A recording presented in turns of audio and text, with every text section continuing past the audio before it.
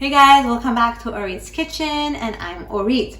So today, I've already made my stuffed peppers, which is what I want to present to you. I know a lot of people have been asking, oh, how do you make it? What do you do? What do you put in? So I wanted to tell you guys my little secret, okay? So first comes first is this. I get peppers. Now, as I'm talking, Gabby will be editing all the pictures step by step for you guys. So I'm hoping this will be a very easy process for you. Okay. And again, I'm only, a question away. You can ask me a question and I'll respond to you as soon as I can. Okay. So what I did in my pictures, I got a pepper, green pepper, or any other color pepper you want. Okay. And then I also mixed it up with sweet mini peppers. I wanted to make it all cute, right? So for example, if you want to put all sweet little mini peppers, like my mother-in-law does that, which is great, which is fine. It makes it taste good too. Or, you can mix it up or just use this, whatever floats your boat, okay? Now, the way I made it in the pictures is the vegetarian style, okay? You can also use ground meat, ground turkey beef or just turkey. You gotta fry it, cook it up on stovetop, and then mix it with all the other ingredients, okay? So that's for the ground beef. Now, the way I did it, like I said, I did the vegetarian version, okay? So I'm just looking over here, guys. So I want to make sure I give you all the directions, okay? So you get a bowl. You're going to add fried onions. Remember, I make the fried onions already, and I just freeze it. So fried onions and minced garlic cooked together, stovetop, and I put in the freezer. So you're going to take about a spoonful or so of that in your little bowl, okay? Also, it depends on how many you want to make. The onions and the garlic really give it a nice kick, nice flavor. Then you're going to add barberry. What is barberry? In Farsi, it's called zeresht. We have zeresh polo. We have different types of things. Also, I made tarchin. Tarchin is a yummy mixture of eggs and rice together with saffron that's cooked over stovetop. And I sprinkled some barberry on top of that as well. So make sure you look at that episode too. It's one of the hits in the when you have like a Persian party, Middle Eastern party, okay? So you're going to be adding zeresh in it if you want, or raisins, for example, if you want. This gives it a little bit more of a sour or sweet flavor once you take a bite of it, okay? So that's what I put zeresh in mine, okay? Then you're going to get some tomato sauce, just a can of tomato sauce. So you're going to get pomegranate paste. This is something that's awesome. I also made it in my Asha Anwar, so make sure you saw that episode. It's like a soup stew with pomegranate paste and herbs, okay? So this is a go-to. Cortas, bomb. Then I also added fresh tomatoes. I cut up a fresh tomato. I put in a food processor, okay?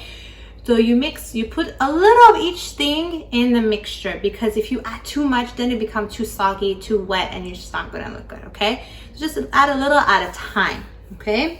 Then next thing you're going to put is, you're gonna do the ready to go sabzi, the ready to go herbs, okay? So look at it closely, guys. There's different brands, okay? This is the one that I use, and my mom actually told me to get this too, and she's right, it's great. So it says here, see, dolme vegetables, okay? Dried vegetables. So this is great for, if you want to make like a vegetarian meal, like I said, okay? So you put some of that. Now you may want to put a lot, not a lot, but more than what you think you should put in, okay? Because you want to grasp that flavor of the herbs, of the sabzi, okay? So put a little bit of that. Again, you may say, how much do I put in?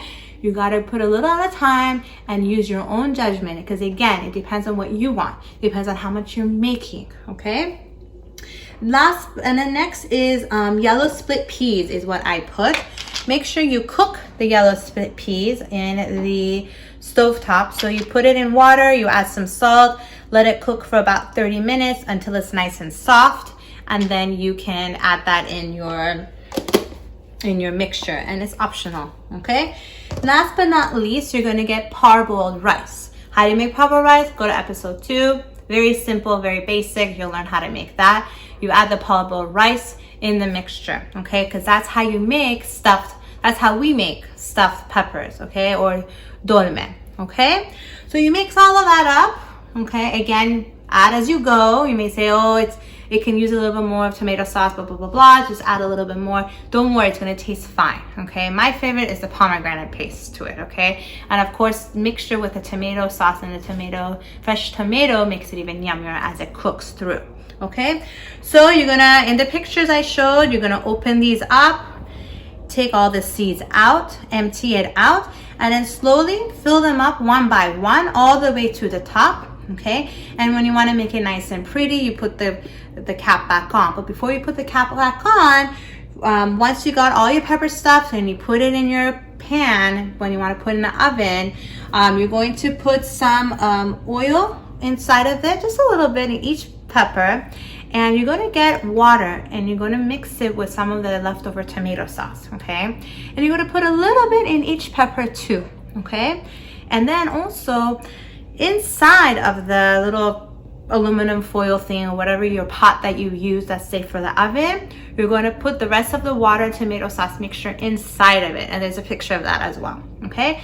Then you put the cover on top of it, and then you put it in the oven, put the cover on, cover it up, put it in the oven at 400 degrees Fahrenheit for about an hour and a half, okay? And the way you know it's cooked is that you take a look inside, take it out, look at the pepper. Is it getting crumbly? Does it look cooked? Is it soft? Is the bell pepper soft? Does the inside look cooked? Or get a piece of the split peas and taste that a little bit just to know. One time I put it for about an hour. It was okay, but it wasn't fully cooked. So I learned. Now I know that I have to put it on a little bit longer. It just depends on if it's, it just depends every time. So just take it out and take a good look at it. Make sure it's soft and ready to go. After about an hour and a half, it's ready to eat.